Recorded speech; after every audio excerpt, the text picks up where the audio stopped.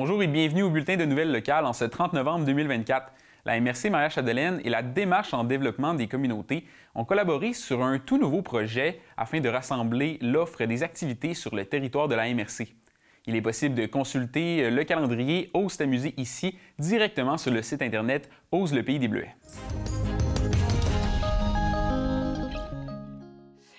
Donc aujourd'hui, on vient vous annoncer, dévoiler le calendrier des activités qu'on a intitulé « Ose t'amuser ici », puis qui est présenté dans le fond sous la bannière de Ose le pays des Bleuets. Ose le pays des Bleuets, principalement, c'est une initiative d'attractivité, donc pour attirer les gens et faire un processus de rétention aussi là, au niveau du territoire. C'est principalement destiné aux nouveaux arrivants au départ, mais finalement, on a réalisé que les meilleurs ambassadeurs de notre territoire, c'était vraiment les gens d'ici, donc nos Bleuets. Donc, il y a de l'information un peu pour tout le monde là, en ce qui a trait aux offres d'emploi, aux services offerts sur le territoire. Puis là, maintenant, calendrier des activités pour dynamiser notre milieu. Oui, c'est beaucoup de personnes qui sont derrière ce bel outil. Mais il faut savoir que c'est parti de la table en développement des communautés Maria-Chapdelaine. Donc, cette table, c'est une table de concertation où on retrouve 20 directions générales issues de 15 secteurs d'activités différents. Et pour l'année 2023-2024, ils ont établi différents chantiers sur lesquels ils vont travailler, dont améliorer et dynamiser le territoire. Et c'est de là qu'est parti le calendrier des activités. Et au départ, en fait, on se disait souvent, est-ce qu'il manque d'activités sur le territoire? Est-ce que c'est parce que notre offre n'est pas assez dynamique, dans le fond? Puis là, finalement, on s'est dit, je pense qu'en recensant tous les événements du milieu, on se rendrait compte qu'on en a vraiment beaucoup. Et c'est ce qui est arrivé. Là, quand on va sur le calendrier, on se rend compte que c'est bien rempli, là, chaque fin de semaine. Il y a énormément de choses à faire dans la MRC de Maria-Chapdelaine. Puis les algorithmes, peut-être Facebook ou les réseaux sociaux, ne mettaient pas en avant toute la diversité d'activités qu'il y avait à faire sur le territoire. Donc cet outil, c'est vraiment pour centraliser l'information et retrouver toutes les activités, autant culturelles, sportives, d'organismes communautaires qu'il y a sur le territoire. Je pense que ça peut être pertinent d'ajouter là, qu'on est vraiment fiers que ce soit une collaboration entre divers acteurs là, du milieu qui ont à cœur le dynamisme là, de notre territoire. On sent que les municipalités sont engagées. Nous, au niveau de la table aussi, là, on sent que tout le monde est impliqué, tout le monde est content que le calendrier soit arrivé. Puis c'est vraiment le fruit d'une belle concertation. Un beau projet là, collectif. Vraiment. Fait qu'on est fiers de ça. Alors, pour récolter toutes les informations du calendrier, on a dû embaucher une ressource, qui est moi. Et on a aussi consulté les agents locaux de diverses municipalités sur le territoire de la MRC. En fait, je pense qu'au départ, tu sais, Emma a fait un super travail de recensement des activités, mais le but, éventuellement, ce serait vraiment que chacun soit autonome, que les agents locaux des municipalités aient vraiment le désir d'aller alimenter la plateforme. Nous, de notre côté, à la MRC, on s'occupe de publiciser. Dans le fond, on fait une publication par semaine pour mettre de l'avant les activités du week-end. On va sponsoriser, on va mettre de l'avant ces informations-là. Donc, à ce moment-là, ça devient comme une roue qui tourne. On a besoin d'eux pour alimenter le calendrier. Nous, on va le mettre de l'avant, mais les organismes, organisations qui ont des activités... Puis on espère que ces organismes et organisations vont avoir le réflexe aussi d'enregistrer leurs activités sur ce calendrier, parce que si on descend en bas du calendrier, on peut soumettre un événement. Donc la démarche est super simple, il y a juste à rentrer un titre, une description, une petite photo, les horaires, les dates, et puis après, ça va être enregistré directement dans le calendrier. En fait, c'est très instinctif, là, mais s'il y en a qui hésitent, qui ne sont pas certains, de contacter Emma, puis à ce moment-là, elle pourra les guider pour les premières fois. Éventuellement, là, ça devient super instinctif, c'est assez facile à remplir. Ça fera plaisir de les aider. On peut se rendre directement sur le site web Ose le pays des Bleuets. On va avoir un onglet calendrier des activités et on va avoir directement toutes les activités sur le territoire, ou on peut consulter aussi la page Facebook Ose le pays des Bleuets et on a une publication chaque fin de semaine sur quoi faire sur le territoire. Bien, en fait, si vous manquez d'idées pour vos activités, chaque semaine, nous, avec la page Ose le pays des Bleuets, on va mettre de l'avant les activités de la fin de semaine. Il n'y a pas de raison de s'ennuyer, là, honnêtement. Là. Puis aussi, je trouve ça bien parce que ça nous permet de visiter d'autres municipalités que la nôtre. Puis honnêtement, il y a tellement des belles offres d'activités, là, autant culturelles que loisirs. Il y a vraiment, là, il n'y a pas de raison de se tourner. Il y en a pour tous les goûts.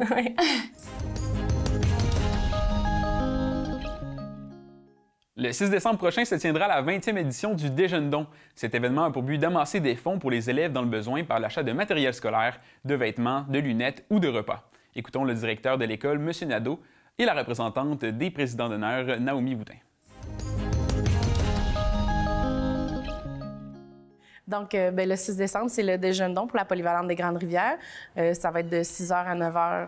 On va attendre la population en grand nombre pour venir participer avec nous. Bien, le déjeuner don, c'est un événement qui se veut rassembleur avec la communauté de Dolbeau-Mistassini et qui, en même temps, sert à récupérer des dons en argent pour aider le fonds d'aide de l'école. Argent qui va servir à aider des élèves dans le besoin et qui permet en même temps un événement à caractère communautaire. Bien, c'est à partir de 6 h le matin jusqu'à 9 h. On attend la population de Dolbeau-Mistassini. Il y aura tout le personnel de l'école qui va être en place avec plusieurs élèves pour accueillir la population, pour leur offrir un bon déjeuner en échange d'un montant d'argent de ces 10 $ qui va permettre de financer des soutiens pour les élèves, matériel scolaire, lunettes. C'est très, très, très varié. En fait, l'idée, c'est de seconder les familles dans le besoin puis de permettre aux élèves d'avoir accès à tous les services puis de ne pas être différents.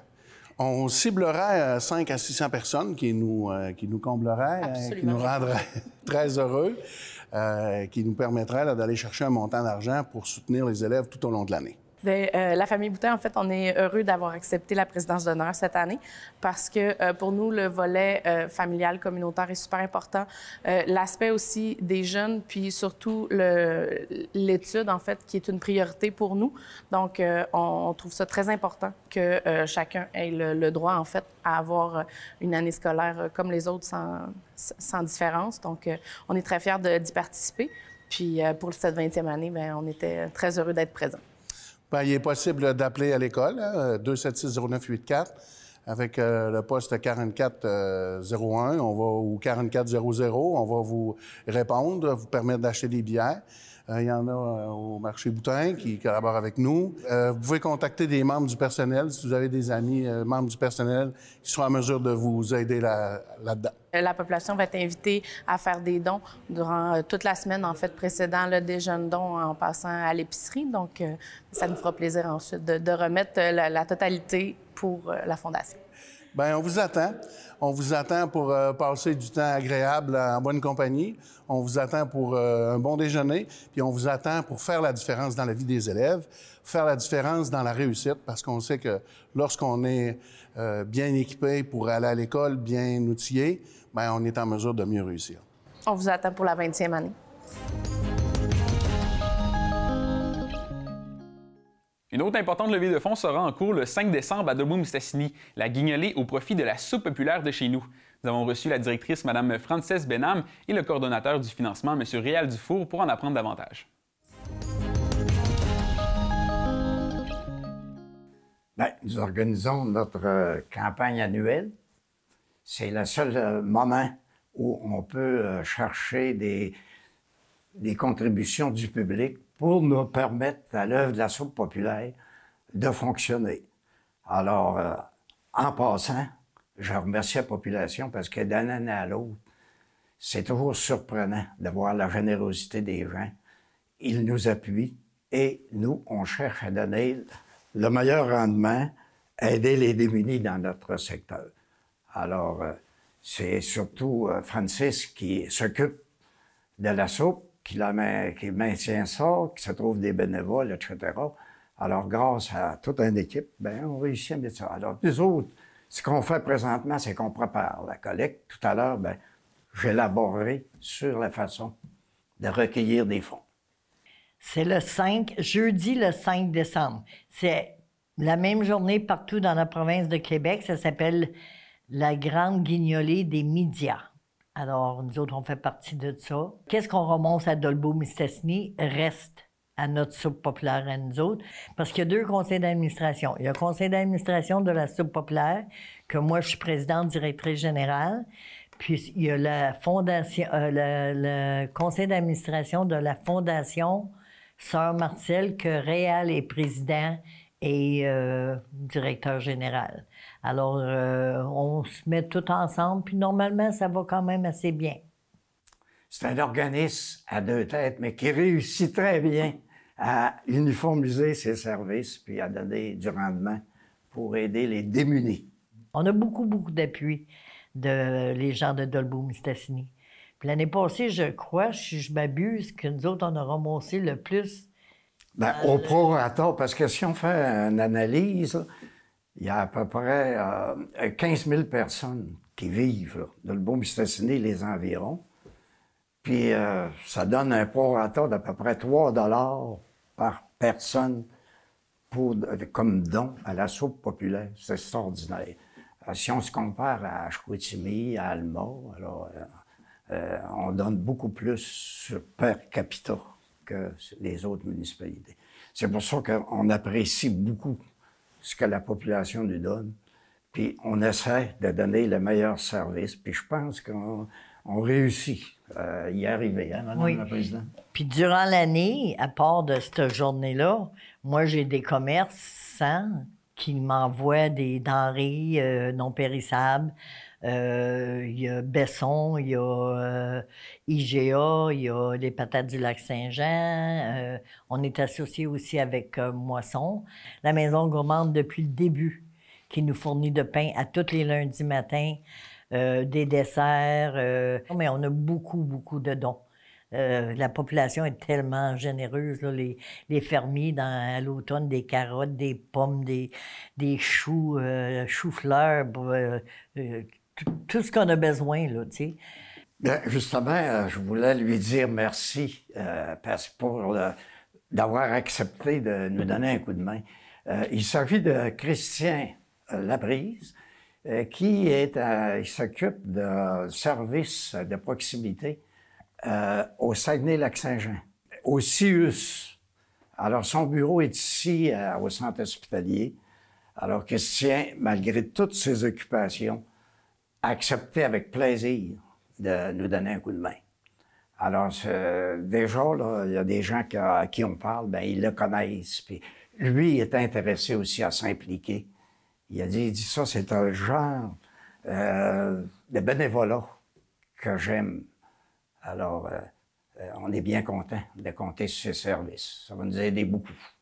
Là, sur la pancarte, la fichette, il y a 2 endroits, le 5 de décembre, où ça sera possible de donner. Et puis, on apprécie beaucoup ce moyen-là, parce qu'on a délaissé la collecte dans la rue depuis la pandémie. Parce que nos bénévoles prenaient de l'âge, c'était compliqué. Quand il y avait des températures plus froides, c'était difficile pour eux autres. Tandis que là, ce qu'on fait, on invite d'une façon libre et volontaire les gens qui veulent nous aider de se présenter en auto. Et puis, il y a des bénévoles à l'entrée de la locale de la soupe populaire qui les reçoivent. Dans le secteur de Dolbeau. Puis à Mistassini, c'est au dépanneur chez Stéphane Houd, dépanneur Pierrette. Alors là, on accueille les donateurs et on ne fait pas de barrage routier parce que ce moyen-là nous permet de combler nos besoins. L'autre façon, en ligne. Ceux qui veulent absolument donner en ligne, il y a 2 possibilités. Il y a la possibilité sur le site régional. Alors, ça s'appelle la Guignolée Saguenay-Lac-Saint-Jean, slsj.com. Le site est ouvert présentement, mais il s'agit de préciser à quelle soupe vous voulez faire un don. Parce que sur le site régional, vous pouvez choisir la soupe Chicoutimi, Jonquière. J'espère que vous allez choisir celle de notre Beau-Mistassini. Alors, ça, c'est un moyen. Le deuxième, c'est par Interact. Je vais donner un peu la façon de le rejoindre. C'est Soupe populaire, en petites lettres, DM, pour de Beau-Mistassini, au commercial, outlook.com. Et là, on va poser la question, c'est pour qui? Bien là, il faudra répondre, c'est pour Soupe populaire, soupe tout simplement. Puis là, ça ne donne pas de reçu pour fin d'impôt, ça. Alors, ceux qui veulent utiliser ce service-là, bien, on les remercie à l'avance parce que les argents entrent directement. Et puis même, la journée même, on sait exactement qui a contribué, qu'est-ce que ça a donné. Parce que nous autres, ça nous intéresse, c'est de savoir à la fin de la journée combien qu'on a amassé dans le secteur pour faire fonctionner notre soupe. Une autre façon, cette année, qu'on met de l'avant, ça existait un peu les années passées, c'est les petites banques. À certains commerces comme les quincailleries, les pharmacies, puis d'autres commerces, ils ont accepté de mettre ça à côté de leur caisse enregistreuse. Et puis, les gens, quand il leur reste de la monnaie, ils nous remettent ça. Et puis, on a comme un slogan que des gens disent « Qu'est-ce que je vais donner? » On va dire « Un petit vin, c'est pas malin. Ça soulage la faim et que ça fait du bien. Puis deux petits vins, c'est encore plus agréable. »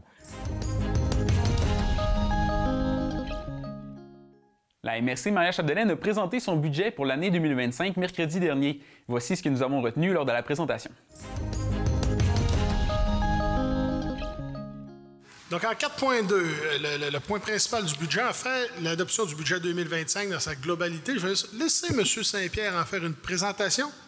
Par la suite, là, on procédera à l'adoption du budget et il y a beaucoup d'avis de motion aussi, des règlements là, pour la taxation et tout. Donc, M. Saint-Pierre, je vous laisse la parole. Donc, pour le budget de la MRC pour 2025, on va débuter avec les dépenses de la MRC. Donc, au niveau des dépenses d'administration, ces dépenses-là, ça regroupe là, les dépenses du conseil, du personnel administratif, les dépenses administratives générales, les opérations de bâtiment, etc. Donc, on en a pour 3 261 100 $, une variation de 210 300 avec l'an dernier. Ce qui explique cette variation-là, c'est principalement là, une indexation des ajustements au niveau des salaires, autant des élus que des salariés. On a aussi l'indexation de notre contrat d'évaluation et un fonds d'élection qu'on a prévu pour 2025, puisqu'il va y avoir des élections en 2025, donc c'est 110 000 qu'on a prévu. Au niveau de l'aménagement et de l'urbanisme, 6 270 110 $. Donc ça inclut principalement trois choses. On a des dépenses, toutes les dépenses au niveau des TPI, parce que, dans le fond, le budget des TPI et de la gestion foncière est inclus et englobé dans le budget de la MRC. Donc, on a ici, dans le 6 270 000, on a 2,5 millions pour les dépenses des TPI. Donc, au niveau des TPI, là, c'est tout ce qui est opération forestière. Donc, la plus grande partie de ce 2,5 millions-là, donc un peu plus de 2 millions, c'est pour les opérations forestières. Pour la gestion foncière, on a 1,8 million qui est inclus dans le 6,2 millions. Donc, au niveau de la gestion foncière, c'est des dépenses là, au niveau de la villégiature, c'est les montants qu'on retourne, dans le fond, on retourne 50 % de ce qu'on perçoit en baux de villégiature. Donc, là, on a plus de 900 000 là, qui est une dépense, dans le fond, c'est le retour au ministère. C'est les principales dépenses là, de la gestion foncière. On a aussi des frais de salaire pour les inspecteurs et tout ça. Et la troisième partie de l'aménagement et de l'urbanisme et les dépenses en aménagement proprement dites, on en a pour 1,9 million. Vous voyez qu'il y a une variation de 501 800 par rapport aux dépenses de 2024.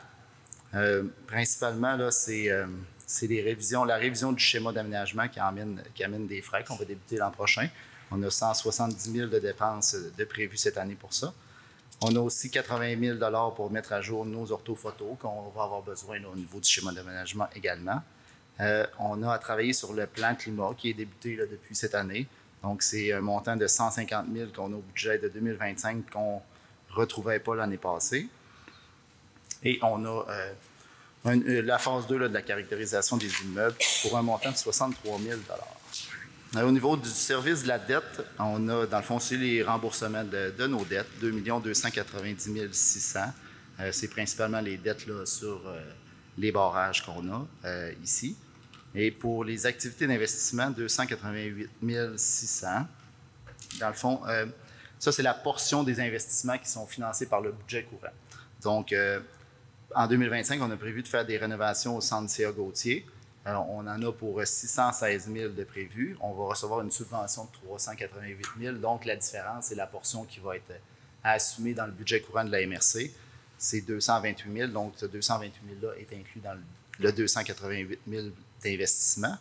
Et la différence, là, c'est des remplacements d'équipements informatiques principalement. Donc, ça totalise là, des dépenses de 2025 pour 23 44 720 $. Pour couvrir l'ensemble de ces dépenses-là, dans le fond, les revenus qu'on a pour couvrir ces dépenses-là, On a des revenus de transfert et de subventions. J'en ai parlé tantôt, là, les FRR volet 2, 3, 4, c'est 3,2 millions qu'on a sur le 6 923 000 de prévu en 2025. On a également redevance de ressources naturelles. On va chercher un peu plus d'1 100 000 Au niveau du transport collectif et adapté, c'est 662 000 qui est prévu cette année. Au niveau du plan climat, tantôt je vous en ai parlé, là, on avait des dépenses à ce niveau-là, donc c'est 244 000 de subventions pour le plan climat. On a également la SHQ qu'on administre le programme là, pour les rénovations de bâtiments. On administre le programme pour la SHQ, c'est 370 000 Et AEQ, Accès Entreprise Québec, là, qu'on va chercher 200 000 par année depuis quelques années. Donc, c'est les principaux montants qui sont inclus dans ce 6,9 millions-là de revenus de transfert et de subventions. Vous voyez qu'il y a quand même une variation importante avec l'année dernière. On a quelques projets, puis ça fait le lien avec les dépenses que j'avais tout à l'heure. Dans le fond, il y a des nouveaux projets qu'on n'avait pas en 2024. Le schéma d'aménagement, 69 000, le plan climat, 244 000, une augmentation des budgets du transport collectif et adapté et du FRR volet 3. Si on continue pour les services rendus, 5 695 320 Encore là, ça comprend trois choses. Premièrement, les revenus des TPI, 2 560 525 Il n'y a pas vraiment de variation importante là, par rapport au budget de l'année passée. Puis, comme je disais tout à l'heure, les principaux revenus des TPI, c'est la vente de bois. Pour la gestion foncière, la villégiature, 2 55 400 Encore là, il n'y a pas de variation importante là, par rapport à l'an dernier. Et les principaux revenus là-dedans, c'est nos revenus de baux là, sur les TNO. Et puis, dernièrement, dans le fond, c'est les autres services rendus qui sont inclus là-dedans. 1 079 000 c'est principalement là, de la refacturation avec les services au TNO. Et dernièrement, à l'autre diapositive, dans le fond, pour le dernier revenu qu'on a, c'est pas réellement un revenu, là, c'est de l'appropriation de surplus pour 812 835 Vous voyez qu'il y a quand même une bonne diminution par rapport à l'an passé de ce qu'on approprie de nos surplus. La principale différence est au niveau du FDTR, c'est-à-dire nos fonds de développement. On l'a présenté un peu différemment cette année. Donc, on a mis un peu plus les projets qu'on connaissait déjà et on n'avait pas besoin d'affecter de surplus. Mais ça peut toujours être le cas, ça dépend des projets là, qui surviennent au courant de l'année. Mais au niveau du budget, on n'avait pas besoin d'approprier le surplus. Il reste le fonds d'élection, 110 000 Dans le fond, c'est un fonds qu'on a créé dans les 4 dernières années pour prévoir les dépenses d'élection. Donc, on les a prévus depuis 4 ans. Donc, on va affecter les revenus de ce fonds-là pour combler les dépenses de 110 000 qu'on a mis au budget. Donc, ça vous donne des revenus de 23 44 720 et un budget équilibré. C'est ce qui complète le bulletin. Si vous avez des nouvelles à nous partager, n'hésitez pas à communiquer avec nous. Pour plus d'informations locales, visitez notre site Internet et suivez-nous via notre chaîne YouTube. À la semaine prochaine.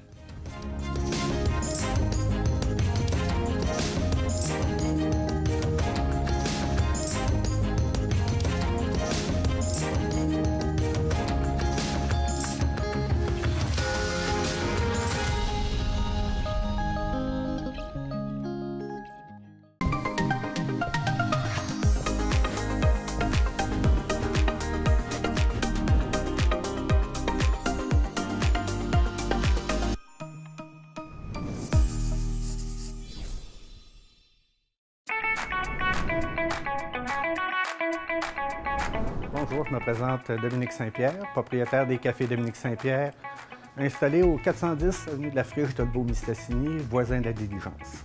Dans nos services, j'ai le café, les capsules de café en coupe. On a le service de pause café pour les entreprises avec les machines à café, les machines à barbotine, qui est la slush, connue sous le nom de la slush. Dans nos services, c'est la boutique ici avec le café qu'on cuit sur place pour justement les personnes qui sont les amateurs de café, machines expresso, les cafés, les cappuccinos. Ensuite, on a le service de pause café qui est très apprécié par les gens, qui est en entreprise avec le service de livraison aux 2 semaines.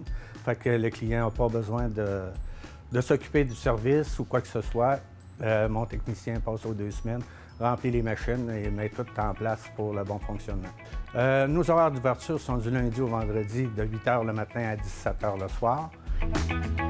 C'est la mouture qui va faire qu'il s'est adapté et la force du café. Parce qu'un café, à la base, arrive vert, un peu à la couleur d'une gourgane. Puis c'est nous qui le cuisons pour avoir un café brun ou plus longtemps pour avoir un café qui est noir. Une machine expresso, ben, la mouture, c'est une mouture qui est l'équivalent à peu près du sucre en poudre, si on veut. Une mouture pour une cafetière filtre en papier, c'est une mouture fine qui est à peu près l'équivalent du sel. Puis, on a bien sûr tout le temps les presses françaises ou ces choses-là, que ça, c'est une mouture régulière ou percolateur plus grosse. On s'est aperçu que ça évolue rapidement là-dedans. L'achat en ligne. Avant, c'était plus de l'information. Des sites, c'était pour avoir l'information, voir le produit, voir si c'était disponible en boutique. Ben, pour le site web, ce qu'on rencontre, c'est que les gens, la nouvelle génération, les jeunes surtout, fait qu'il faut que l'emphase soit mis sur les sites Internet. Et nous, on a créé ce site Internet justement pour avoir qu'il y ait déjà des informations. Puis on essaye d'augmenter la facilité pour les gens d'avoir les produits, vu nos heures d'ouverture. On est en train de regarder avec la ville ici, voir s'il y a une possibilité d'installer des boîtes en libre-service extérieur que les gens vont pouvoir récupérer à toute heure. Nous, on s'aperçoit, les gens arrivent ici pour une cafetière ou veulent avoir des cafés pour eux autres à la maison parce qu'ils ont fait l'acquisition d'une machine. Ils vont déjà savoir une bonne base. Ben, je veux assez corsé, pas trop amer, pas... c'est beaucoup... Les gens sont plus informés. Là, les facilités sont là aussi avec nos sites Internet de toutes les entreprises. Fait que ça aide beaucoup les gens. Puis on voit que c'est toujours plus rapide maintenant à donner le service. J'invite les gens ici à venir nous encourager à notre boutique pour pouvoir venir choisir le produit, venir voir avec nous qu'on peut les orienter sur différents produits, faire des nouvelles essais là, au niveau du café. On est ici à Dolbeau, on est prêt à vous accueillir, fait qu'on vous attend.